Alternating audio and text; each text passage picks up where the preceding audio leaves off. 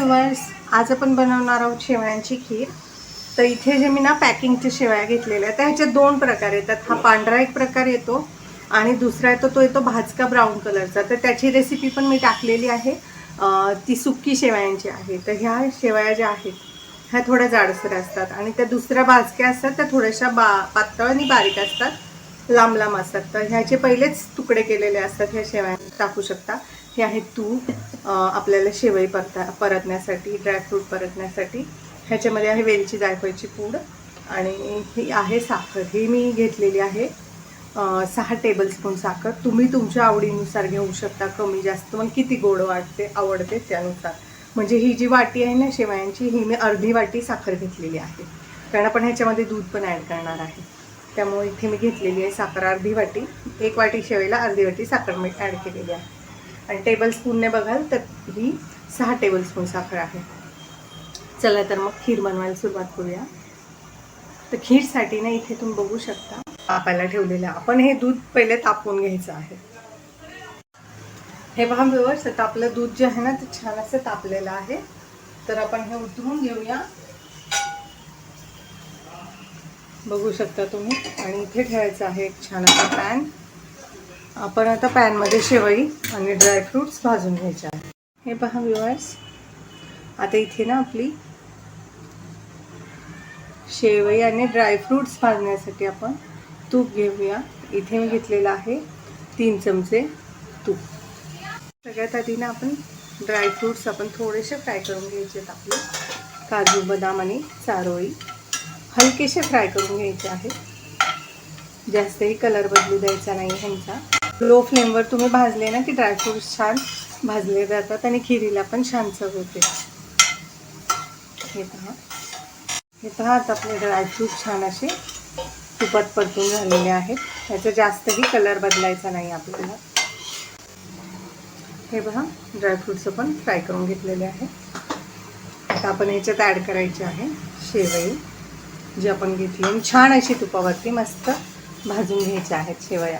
तुम्ही तुमच्याकडे कमी तूप असेल ना तरीही चालेल, 1 चमचा तूप वापरलं तरीही काहीही हरकत नाही. हा व्ह्यूअर्स, आता ना छान अशी आपली ना ब्राऊन कलरवरती अशी शेवई भाजून घ्यायची आहे तुम्हाला. आता आपली जी शेवई आहे ना ती, तर मी काय करते ना खिरीसाठी सगळ्यात आधी शेवई आहे ना पाण्यामध्ये शिजवून घेते.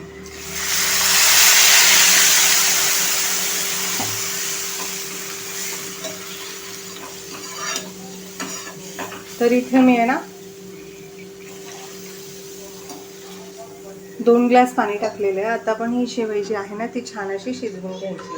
असं केल्यामुळे काय होतं ना की शेवई आपण खिरीमध्ये टाकल्यानंतर, दुधामध्ये टाकल्यानंतर ती दूध पित नाही आणि घट्ट असं लगदा होत नाही. त्यामुळे नेहमी आहे ना आपण ह्याच्यामध्ये ना 1 चिमूटभर मीठ टाकायचं आहे, म्हणजे गोडाला मिठाची चव. 1 चिमूट मी इथं मीठ ॲड केलेलं आहे.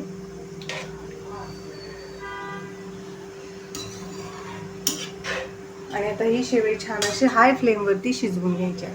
ही भाजल्यामुळे जास्त वेळ लागत नाही शिजायला. हे पहा व्ह्यूअर्स, आता आपल्या शेवईला छान अशी उकळी आलेली आहे. तर आपण ह्याच्यामध्ये साखर ॲड करायची आहे. आणि ही साखर पण मग शेवईबरोबर मिक्स होते आणि एकजीव होते, शिजून जाते. मग ह्या शेवया ना तुम्ही अशाच काजू बदाम टाकून, वेलची जायफळची पूड टाकून कोरड्या शेवया म्हणून पण खाऊ शकता, जर कोणी दूध नसेल खात तुमच्या घरात तर. किंवा नंतर आपण ह्याच्यात जशी खीर बनवणार आहे, दूध ॲड करणार आहे, तसं पण करू शकता. आता आपण हे पूर्ण शिजवून घ्यायचं आहे पाणी, हे पूर्ण आटेपर्यंत.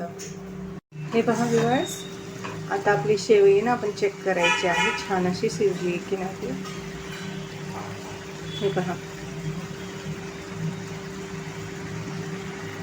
शिजलेली आहे. तर ही शेवईचा ना एक, आता आपण ह्याच्यामध्ये जे आहे ना जे आपण दूध गरम करून ठेवलं होतं ते आता आपण आपल्या खीरीमध्ये ॲड करायचं आहे.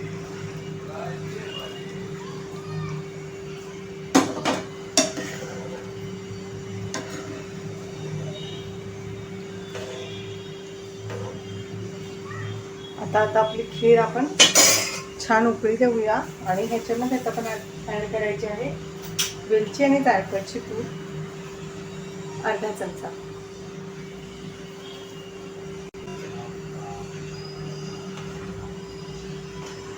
आता आपली छान उकळी आली की आपली खीर तयार. आणि ही खीर आहे ना थंड झाल्यावरती पण अजिबात ही घट्ट होत नाही, अशीची अशी राहते. त्यामुळे तुम्ही पहिले कधीही लक्षात ठेवा, खीर शिजवताना त्याच्यामध्ये पाणी ॲड करायचं आहे आणि शेवई पहिली शिजवून घ्यायची आहे. पहा आता ना ही खीर मी 5 मिनटं उकळलेली आहे. तर हे बघू शकता तुम्ही, अजिबात दूध खीरीने पिलेले नाही आहे. किती छान अशी खीर झालेली आहे. तुम्ही या खिरीमध्ये मिल्क पावडर वगैरे काही ॲड करू शकता तुमच्या टेस्टनुसार. आता आपण ह्याच्यात टाकूया काजू बदाम, जे आपण फ्राय केलेले होते. मी इथे थोडेसे सजावटीसाठी पण ठेवत आहे. तुमच्याकडे केसर असेल तर तुम्ही इथे केसर पण ॲड करू शकता. आता आपली खीर तयार आहे, ही मी तुम्हाला सर्व करून दाखवते. हे पहा व्ह्युअर्स, आपली शेवयांची खीर कशी दिसतीये ना, टेस्टी टेस्टी यम्मी यम्मी. आणि इथे पहा मी प्लेटमध्ये काढली आहे, तरी पण तुम्ही बघू शकता अजिबात घट्ट झालेली नाही आहे. किती छान दिसती आपली खीर. तर ही खीरची रेसिपी तुम्ही नक्की ट्राय करा. रेसिपी कशी वाटली तर कमेंटमध्ये नक्की सांगा. रेसिपी आवडल्यास चॅनल लाईक करा, सबस्क्राईब